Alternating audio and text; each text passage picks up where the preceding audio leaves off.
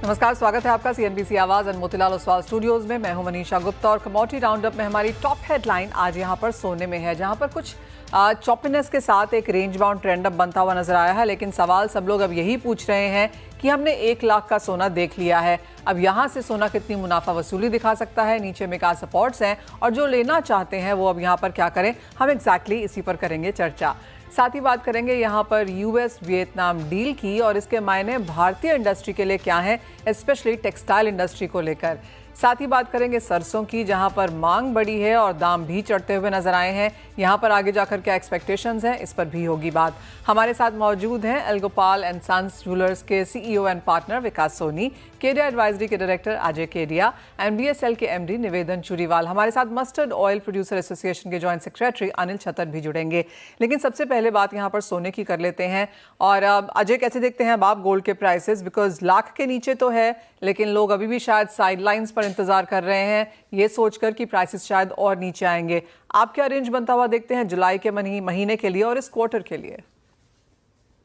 नमस्कार मनीषा जी। बिल्कुल, अगर हम सोने की बात करें तो फर्स्ट हाफ काफी शानदार रहा, जहां पे हमने 26-27% का एक अच्छा खासा गेन आते हुए देखा। लेकिन इसका सबसे बड़ा कारण डॉलर इंडेक्स था, जो 50 साल में फर्स्ट हाफ के अंदर 10.5% की सबसे बड़ी गिरावट आते हुए देखी। ये काफी था। साथ में हमने डोनाल्ड ट्रंप के टैरिफ कंसर्न्स को होते हुए देखा, जियो पॉलिटिकल टेंशन को होते हुए देखा, इसलिए फर्स्ट हाफ तेजी का था।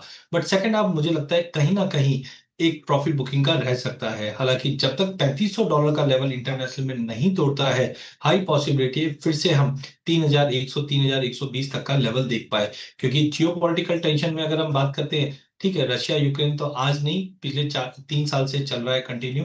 बट इजराइल, ईरान, यूएस, यहाँ पे हम देख रहे हैं कि काफी हद तक सीज फायर और कूल ऑफ हो रहा है। डॉलर इंडेक्स जिस ढंग से गिरावट दिखाया है, अब एक टेक्निकल पैटर्न जिसको मैं हार्मोनिक पैटर्न बोलता हूँ, यहाँ पे दिखाई दे रहा है, जो एक संकेत होता है कि मार्केट यहाँ से रिकवर कर सकता है। वहीं टैरिफ की अगर बात करें तो US China, US India, US Vietnam, कहीं ना कहीं अब यूएस भी थोड़ा सा बैकफुट पे आता हुआ दिखाई दे रहा है। उसको भी हम बोल सकते हैं कि जल्द है कि जल्दबाजी में ये टैरिफ का जो डेडलाइन आ रहा है उससे पहले पहले ये फिनिश ऑफ हो जाए।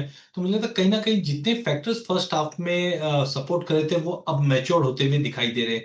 तो इंटरनेशनल में जब तक 3500 तो बहुत दूर है, बट 3420 का लेवल भी नहीं तोड़ता है, नीचे में मुझे लगता है 3280 से 3220 तक का इमीडिएट रेंज दिखाई देता है जुलाई मंथ के लिए। डोमेस्टिक मार्केट में रुपया काफी इंपॉर्टेंट होने वाला है, क्योंकि रुपए में अगर गिरावट बढ़ती है तो कहीं ना कहीं सपोर्ट मिल सकता है। बट ओवरऑल मुझे लगता है डोमेस्टिक मार्केट पे भी सोने में 98,500 का हायर साइड 99 के ऊपर जाता हुआ नहीं दिखाई दे रहा, जबकि सपोर्ट 93,500 तक का लेवल दिखाई दे सकता है। ऑलराइट, तो अगर आपको खरीदना है तो सोने में कुछ और गिरावट की एक्सपेक्टेशन है। 93,500 अजय को लगता है कि एक सपोर्ट आएगा, वहां पर आप खरीदें। हमारे साथ एल्गोपाल एंड सन्स ज्वेलर्स के CEO and partner Vikas Soni है। विकास जी नमस्कार। सबसे पहले आपकी भी सेंस लेना चाहेंगे, आपको क्या लगता है सोने के प्राइसेस कहाँ जा रहे हैं? नमस्कार मनीषा जी। मेरा बहुत हद तक अजय जी की बात से मैं सहमत हूँ, क्योंकि अभी जो गोल्ड जियो पॉलिटिकल टेंशन जो थे वो सब ओवरऑल अब फिनिश होने वाले हैं। और उसके अलावा जो अभी डॉलर इंडेक्स है उसकी वजह से हमारा रुपया और मजबूत हो सकता है, 84-85 के बीच में रेंज में रहेगा। पर उसके साथ साथ जो मार्केट में डिमांड है वो अभी तक निकली नहीं है उतनी, जो एंड कंज्यूमर जो हम देखते हैं वो हमें अभी इतना देखने नहीं मिल रहा है as a retailer. But overall gold अभी एक रेंज बाउंड ही रहेगा।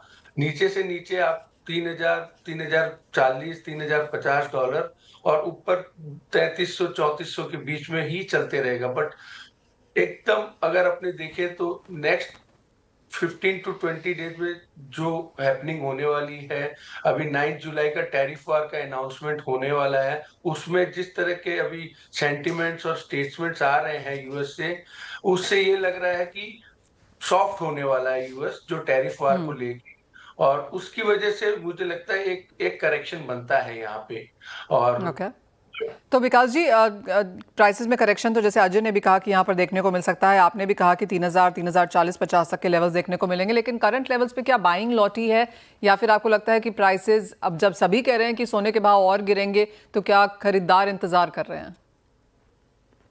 खरीदार एक्चुअली मेंटली जो है ना, एज ए बायर 90,000 से 1 लाख, जो 70,000 से एक साथ में 90,000 और लाख तक पहुंच गया सोना, तो ये भाव जो है ना, ये कंज्यूमर को एडप्ट करने में थोड़ा सा समय लगता है कि उनको ऐसा लगता है कि वार की वजह से एक बार में सोना ऐसा बढ़ गया, तो शायद वार खत्म होगा तो सोना वापस नीचे आएगा।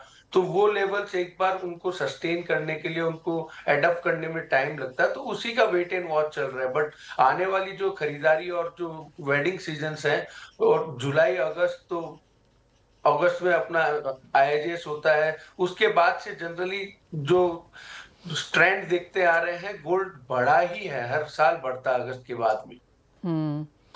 विकास जी, जैसे आपने कहा कि साइडलाइंस पे हैं, कोई बहुत बड़ी खरीदारी नहीं है, गिरावट की एक्सपेक्टेशन यहाँ पर सबको है, तो तब तक लोग अपने बजट में शायद यहाँ पर सोना खरीदेंगे। किस तरह का टिकट साइज की एक्सपेक्टेशन है आगे जाकर, और क्या कुछ अब आप और बाकी जूलर्स एज एन इंडस्ट्री यहाँ पर कंज्यूमर्स के लिए लेकर आ रहे हैं? नहीं, फॉर कंज्यूमर ट्रेंड के हिसाब से अभी ऐसा लग रहा है कि गोल्ड जो है, एज ए कंज्यूमर जो है, आपके वेट एंड वॉच पे है, और टिकट साइज पे ऐसा है कि वो अभी बहुत ज्यादा बड़ी बाइंग करने के मूड में नहीं है, बहुत ज्यादा बड़ी बाइंग के मूड में नहीं है अभी। पर इससे ऐसा लग रहा है कि जो वेट एंड वॉच कर रहे हैं, गोल्ड मार्केट जो है नेक्स्ट क्वार्टर बहुत अच्छा जाने वाला है। और जो आने वाली टाइम है, जैसे वेडिंग सीजन है, फेस्टिवल बाइंग है, दिवाली है, दुर्गा पूजा हमारे यहाँ बहुत बड़ा एक सेलिब्रेशन होता है, तो इस तरह से गोल्ड आने में बहुत अच्छा मुझे लग रहा है, बहुत ऐसे कमजोर नहीं लग रहा है जो buying standard of consumers. All right, Vikas Soni ji, बहुत शुक्रिया साथ जुड़ने के लिए। तो clearly consumers on the sidelines हैं, लेकिन अगला क्वार्टर यहाँ पर बेहतर हो सकता है। एक्चुअली अगस्त ऑनवर्ड्स ज़्यादातर ज्वेलरी इंडस्ट्री की उम्मीद है कि हम एक बेहतरीन खरीदारी आता हुआ देखेंगे, क्योंकि फेस्टिवल्स शुरू हो जाते हैं। वेल, ये तो बात हुई सोने की, लेकिन अजय, चांदी कैसे देखते हैं आप? क्योंकि यहाँ पर भी बहुत भारी कंसोलिडेशन है, बहुत ही रेंज बाउंड ट्रेंड में। कुछ करना चाहिए, या फिर आपको लगता है कि फॉर द टाइम बीइंग इसे अवॉइड कर सकते हैं? देखिए, चांदी वैसे भी 15-20 दिनों में हमने कंसोलिडेशन देखा है। डोमेस्टिक मार्केट में 1,05,000 के नीचे सस्टेन नहीं कर पा रहा है, ना ही 1,08,000 के ऊपर सस्टेन कर पा रहा है। इंटरनेशनल में भी $37 का लेवल ब्रीच जरूर किया था, बट उसके ऊपर सस्टेन नहीं कर पा रहा। तो we need a very strong reason कि $37 का लेवल ब्रीच करके अब 40 तक जाएगा। हालांकि ईयर एंड तक $40 डेफिनेटली दिखाता हुआ दिखाई देगा, क्योंकि इंडस्ट्रियल कंजम्पशन धीरे धीरे बढ़ेंगे। पर ध्यान रखिए, गोल्ड सिल्वर रेशियो जो इस वक्त 91 के करीब है, ये दिखा रहा है एक अच्छी खासी गिरावट, जो 84-85 तक का लेवल दिखा दे। अब जब भी गोल्ड सिल्वर रेशियो में गिरावट आती है, इसका मतलब है सोने में गिरावट आएगी, और चांदी उससे ज्यादा आउट परफॉर्म करते हुए दिखाई देगी। तो एक कॉल ये हो सकता है कि सोने में अगर समझो लेट से 2-5% का फॉल आता है, तो चांदी 1-आधे% पे कंसोलिडेट कर जाएगी। तो मुझे लगता है चांदी के लिए we need a very strong reason कि या तो ये 1,10,000 के ऊपर का ब्रेकआउट दे तो हम बाय करें ऊपर में 1,15-1,16 के टारगेट के लिए, या 1,05,000 के नीचे का ब्रेकडाउन दे जो हम 1,00,000 से 1,01,000 तक का लेवल देखे। तो timing better, stay away. Market बिल्कुल सीमित दायरे में ट्रेड कर रहा है, जब तक कोई नया ट्रिगर नहीं आएगा मार्केट दायरे में रहेगा। आज के लिए मुझे लगता है कि 1,06,500 से लेकर 1,08,200 के दायरे में रहेगा। धीरे धीरे दबाव बनेगा जब 1,08,000 के करीब जाता है। तो अजय, आप मेटल्स कैसे देखते हैं? क्योंकि कॉपर में एक नया हाई बनता हुआ नजर आया है, नया हाई एज इन नया 3 महीने का हाई बनता हुआ नजर आया है, लेकिन स्टील में, आयरन ओर में 2-3% की तेजी थी ओवरनाइट। जिंक और एल्यूमिनियम भी ठीक ठाक काम करते हुए नजर आए हैं। कोई बाय रिकमेंडेशन जो यहाँ निकलती है, और क्यों? और पहला चीज तो हम लोग Q3 में जब एंटर कर रहे हैं, तो यहाँ पे मुझे लगता है कि चीजें धीरे धीरे इंप्रूव होगी, खास करके सभी मेटल पैक के लिए। खास करके कॉपर की बात करें तो कॉपर के लिए मैं ज्यादा करके सिल्वर कॉपर रेशियो को देखता हूँ। जब सिल्वर कॉपर रेशियो देखते हैं, तो यहाँ पे लग रहा था जो चांदी का रैली है वो कॉपर अपने आप को सपोर्ट करने के लिए लेके ही आएगा। हाँ, न्यू न्यूज में अगर हम देखें तो पहला जब से यूएस और चाइना का ट्रेड टेंशन कम हुआ, तब से ही हमने देखा पूरे बेस मेटल को सपोर्ट मिलता हुआ दिखाई दिया। हालांकि साथ में माइनिंग साइड से, या हम बोल सकते हैं कि सप्लाई साइड से भी कुछ कंसर्न्स बनते हुए दिखाई दिए, जो प्राइसेस को सपोर्ट कर रहा है। $10,000 का लेवल हमने कॉपर को क्रॉस करते हुए देखा है। एलएमई और संगाई के बीच में जो सिग्निफिकेंट इन्वेंट्री का ड्रॉडाउन हुआ था, ये भी एक बड़ा कारण रहा था, जिसकी वजह से अभी हमने रिकवरी होते हुए देखी है। चाइना से नंबर थोड़े बहुत ठीक ठाक है, बट मुझे लगता है yes, copper is getting a very good room, जो ऊपर में 920 का लेवल तोड़ के 940 तक का भी लेवल दिखा सकता है। तो I would be more bullish on copper यहाँ पे 900 के करीब ले सकते हैं, 890 का स्टॉप लॉस। इमीडिएट टारगेट तो 918.20 का ही रहेगा। वहीं एल्यूमिनियम और जिंक दोनों ही काउंटर में भी हमने अच्छी खासी रिकवरी आते हुए देखी है। यहाँ पे भी मुझे लगता है कि बाइंग करके ही चलना चाहिए, जहाँ पे जिंक को हालांकि 260 का लेवल नहीं तोड़ पा रहा है, बट 256 के ड्रॉप पे लेके चलिए, 253 का स्टॉप लॉस, 260 का टारगेट। एल्यूमिनियम भी 248 के करीब लेके चलिए, लेकिन सबसे सेफ मुझे आज की डेट में जो दिखाई दे रहा है वो कॉपर ही दिखाई दे रहा है। तो यानी कॉपर में तेजी बरकरार रह सकती है, और कॉपर में अच्छे खासे गेन्स भी देखने को मिले हैं। काफी लोज छूने के बाद 900 के ऊपर का कॉपर और उसके और ऊपर जाने की एक्सपेक्टेशंस भी। अजय, बहुत शुक्रिया साथ जुड़ने के लिए, तमाम स्ट्रैटेजीज के लिए। एक ब्रेक के लिए रुकेंगे, जब लौटेंगे तो बात यहाँ पर करेंगे मस्टर्ड और टेक्सटाइल इंडस्ट्री की, इस ब्रेक के बाद। और अमेरिका ने वियतनाम के साथ डील साइन कर ली है। अब वियतनाम अमेरिका को 20% के टैरिफ पर चीजें एक्सपोर्ट करेगा, लेकिन भारत पर अब तक 26% का टैरिफ लगा है। हालांकि 9 जुलाई की तारीख करीब है, लेकिन कॉटन और टेक्सटाइल इंडस्ट्री वियतनाम के साथ हुई इस डील से थोड़ी परेशान है। क्या और कैसे हैं हालात, बताने के लिए हमारे साथ BSL के MD निवेदन चुरीवाल हैं। निवेदन जी, जब से US वियतनाम की डील हुई है, सभी की एक ही बात है कि एज ऑफ नाउ हम कॉम्पिटिटिव पोजिशन में नहीं हैं, क्योंकि वियतनाम के साथ डील पहले हुई है। इंडस्ट्री कैसे देखती है वन से, और सेकंड किस तरह के नंबर्स हैं और आगे जाकर क्या एक्सपेक्टेशन है? जी मनीषा जी, नमस्कार। मैं इस प्रश्न के उत्तर को 2-3 भाग में विभाजित करना चाहूँगा। सबसे पहले तो ये ट्रेड डील बिल्कुल हुई है, पर जो हमारा अनुभव रहा है पिछले 3-4 महीनों में, परिस्थिति रोज बदल रही है। रोज सुबह हम उठते हैं और देखते हैं कि कल कुछ नया हो गया है।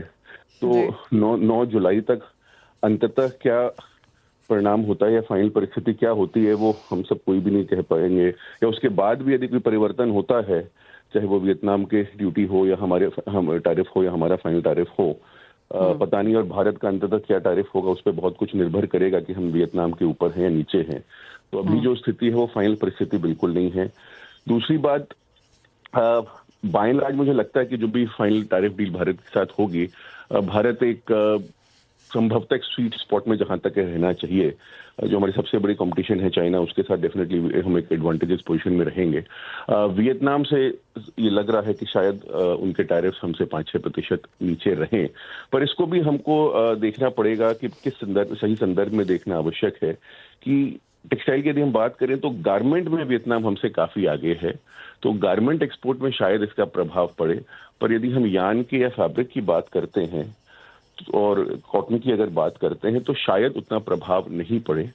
तो कुल मिला के ये अभी इसको यदि मैं कहूँ तो situation is still fluid, and इसकी सटीक टिप्पणी शायद 9 तारीख के बाद करना ही उपयुक्त रहे।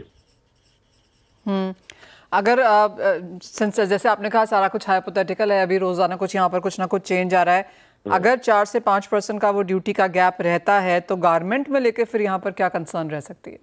जैसे मैंने कहा, गारमेंट इंडस्ट्री वहाँ पे बहुत बड़ी है, सो गारमेंट इंडस्ट्री पे डेफिनेटली हिट होगा। 4-5% का अंतराल काफी बड़ा अंतर है। तो गारमेंट इंडस्ट्री को इसके बारे में विचार करना पड़ेगा। शायद वो गवर्नमेंट से ऑलरेडी टेकअप कर रहे होंगे कैसे इस अंतराल को कम किया जाए। पर यहाँ तक यान और फैब्रिक की बात है, तो वहाँ पे हम ऑलरेडी काफी कॉम्पिटिटिव हैं। और यान और फैब्रिक में जो विश्व के सबसे बड़े प्लेयर्स हैं वो चाइना है और टर्की है। और आज के दिन जो राजनीतिक हालात हैं, जो इकोनॉमिक हालात हैं और जो टैरिफ सिचुएशन है, इन सबको यदि मैं देखूं तो मुझे बिल्कुल ये विश्वास है कि भारत की स्थिति इन दोनों से काफी बेहतर होगी। और कॉटन की अगर हम विशेष करके बात करें तो चाइनीज कॉटन पे तो प्रैक्टिकली सभी जगह सैंक्शंस हैं। वियतनाम में कोई विशेष कॉटन है नहीं। तो कॉटन उद्योग को लेकर यदि हम बात करें तो भारत एक एडवांटेजेस पोजीशन में डेफिनेटली रहेगा। और ओवरऑल टेक्सटाइल में भी other than garment advantages position में रहने की पूरी संभावना है। Fair point. निवेदन जी, बहुत शुक्रिया साथ जुड़ने के लिए। और जैसे आपने कहा, काफ़ी फ्लूइड सिचुएशन है, लेकिन इमीडिएटली उस सिचुएशन पे फिलहाल रिएक्ट करने के लिए आपका आभार। फिर आगे बढ़ते हैं और बात अब यहाँ पर मस्टर्ड की कर लेते हैं। और देश में सरसों की आवक और पैराई कैसी है, बताने के लिए हमारे साथ मस्टर्ड ऑयल प्रोड्यूसर एसोसिएशन के जॉइंट सेक्रेटरी अनिल छतर हैं। अनिल जी, आपकी एक लेटेस्ट रिपोर्ट आई है, किस तरह की अवेलेबिलिटी है, डिमांड है और प्राइसेस कहाँ जाता हुआ देखेंगे? मार्केट में पिछले 2 महीने से मस्टर्ड तेल की बहुत अच्छी डिमांड चल रही है और कल 7 से 8% एवरी ईयर मस्टर्ड तेल की खपत बढ़ रही है और 10% की तेजी हमको देखने को भी मिली है। नीचे में जो तेल 135 रुपए किलो हो गया था, वो अभी 150 से 155 रुपए किलो के बीच में चल रहा है। तो डिमांड अभी बराबर बनी हुई है। हालांकि दूसरे तेलों से, सोया से, पाम से, सनफ्लावर से मतलब मुझे लगता है लाइफ टाइम डिफरेंस बढ़ गया, 32 से 33 रुपए का डिफरेंस हो गया। पहले किसी टाइम पे ये 30 रुपए तक का डिफरेंस गया था, लेकिन फिर भी मस्टर्ड की डिमांड इंडिया में कोविड के बाद बढ़ी है और क्रैशिंग लास्ट ईयर से जून में 10% ज्यादा हुई है। लास्ट ईयर जो जून में हुई थी उससे 10% क्रैशिंग ज्यादा हुई है।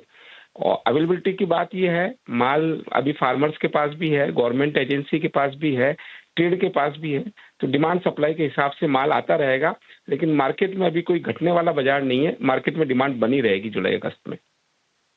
और डिमांड किस तरह की ऊपर जाता हुआ देखते हैं अनिल जी, और कोई एट ऑल यहाँ पर कंपटीशन बनता हुआ देखते हैं इंपोर्टेड तेलों से, क्योंकि जिनसे भी हमारी बात हो रही है माना जा रहा है कि पाम 8-9 लाख टन आएगा और काफी ज्यादा अदर दूसरे तेलों का भी इंपोर्ट ज्यादा माना जा रहा है। 100% इसका असर देखने को मिलेगा। आज नहीं मिलेगा तो 5 दिन बाद 7 दिन बाद में देखने को जरूर मिलेगा। 35 रुपए किलो के ऊपर का डिफरेंस बनते ही इसकी बिक्री में कमजोरी आ जाएगी। तो मुझे नहीं लगता कि 155 रुपए किलो के तेल में अभी और कोई तेजी बने, लेकिन मार्केट यहाँ पे सेटल रहेगा क्योंकि जुलाई में बारिश का टाइम है, अराइवल किसान की अराइवल कम है। खाली सप्लाई चेन जो है वो भारत सरकार की एजेंसी, गवर्नमेंट की जो भी एजेंसी बेच रही है उनकी तरफ से सप्लाई चेन है या स्टॉकिस्ट की तरफ से है। फार्मर का माल कम आ रहा है तो बाजार टूटने की स्थिति नहीं है, लेकिन इस लेवल पर बाजार और बढ़े दूसरे तेलों को देखते हुए वो नहीं लगता अभी फिलहाल। अनिल जी, जैसे आपने कहा मार्केट एक और चीज़ यहाँ पर देख रहा है और वो है बुआई के नंबर्स। सोयाबीन में जिस तरह से हमने बनते हुए देखे हैं, सरसों की क्रशिंग आपने कहा अच्छी खासी यहाँ पर बनती हुई नजर आ रही है। इंडियन अवेलेबिलिटी कैसी है? एमएसपी के नीचे बाकी सारे के खाने के तेलों हैं, मस्टर्ड में क्या सेंस है? मस्टर्ड एमएसपी के ऊपर है। मस्टर्ड की एमएसपी 5,950 है और माल जो भी मंडियों में बिक रहा है वो 6200 से लेके 6400-6500 रुपए बिक रहा है। सो इसमें मस्टर्ड ऑयल बेस आइटम है, ऑयल तेज है। मस्टर्ड में से ऑयल और केक निकलती है, केक मद्दी है, लेकिन मस्टर्ड ऑयल बेस आइटम है इसलिए मस्टर्ड तेज है। वहीं आप सोयाबीन की बात करें तो एमएसपी 4,892 रुपए 4892 है, लेकिन उसका भाव मंडी में 4,100 रुपए है। उसकी वजह यह है कि उसमें 83% डीओसी निकलती है। डीओसी उसमें डीओसी की प्रॉब्लम ज्यादा है, लेकिन लोकल तेल यहाँ पे क्रशिंग होएगी। मस्टर्ड की क्रशिंग भी अच्छी होएगी, सोया की क्रशिंग भी अच्छी होएगी। दोनों की सप्लाई चेन गवर्नमेंट एजेंसियों की तरफ से चालू है। सरकार सोयाबीन भी बेच रही है, सरकार सरसों भी बेच रही है, तो इंडिया में डोमेस्टिक माल, डोमेस्टिक तेल मिलेगा भी मिलेगा। एक फाइनल सवाल अनिल जी, और जैसे आपने कहा कि आगे जाकर भी मांग बढ़ती है, जो कि यूजुअली देखने को मिलता भी है कि बरसात के मौसमों में जुलाई अगस्त सितंबर में हम यहाँ पर खाने के तेलों की मांग बढ़ता हुआ देखते हैं। फ्राइंग है, फेस्टिवल्स हैं, शादियां हैं, किस तरह की डिमांड एक्सपेक्टेशन फिर बनती हुई नजर आ रही है इन महीनों में? नहीं, डिमांड बनी रहेगी आगे। अभी जुलाई में अचार की डिमांड आई है। अगस्त हल्का सा थोड़ा कमजोर रह सकता है। सितंबर अक्टूबर में फिर फेस्टिवल सीजन की आ जाएगी, दुर्गा पूजा है, दिवाली है, उसके बाद में मैरिज की डिमांड आ जाएगी। तो आने वाले 4-5 महीने जो है वो डिमांड रहेंगे। लेकिन मुझे डिमांड के साथ में ये लगता है कि माल की अवेलेबिलिटी भी रहेगी, डिमांड भी रहेगी, क्रशिंग भी रहेगी और एक भाव जो बढ़ गया वो अब रेंज में देखने को मिलेगा दूसरे तेलों को देखते हुए। जी, आपका पॉइंट टेकन कि वो रिलेटिवली हम यहाँ पर देखेंगे कि प्राइसेस यहाँ पर फर्म रहेंगे। अगर पिछले 10-15 दिन की अगर बात की जाए तो सरसों के प्राइसेस में बढ़त देखने को मिली भी है, और जैसे आपने कहा क्रशिंग 10% ज़्यादा है, उसके बावजूद भी डिमांड अच्छी है, तो उसका सपोर्ट यहाँ पर प्राइसेस में बनता हुआ दिखा। अनिल छत्तर जी, बहुत शुक्रिया साथ जुड़ने के लिए और तमाम चीज़ें मस्टर्ड के बारे में बात भी करने के लिए। बल इसी के साथ इस कार्यक्रम में इतना ही समय है, हम रुकेंगे एक ब्रेक के लिए। जब लौटेंगे तो फोकस करेंगे इक्विटीज़ पर।